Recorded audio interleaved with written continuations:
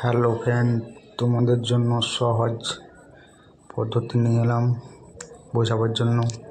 কাঠের মাপ ছিল 6 ইঞ্চি, তারপর একটা ছিল 3 ইঞ্চি সেন্টার। এই 6 ইঞ্চি দাগে এটা মেরেছি লেভেলটা উলুন করে। পাতাগুলো কাটা আছে 5 ইঞ্চি, কেটে রেখেছি আগে থেকে, যেন মাপগুলো এক হয়ে যায় আর দেখতে খুব সৌন্দর্য লাগবে। আইডিয়াতে করলে মাপ একটু গন্ডগোল আসবেই, এর জন্য তোমাদের জন্য ভালো কাজ নিয়ে এসেছি। খুব সহজ, দেখে শিখতে পারো।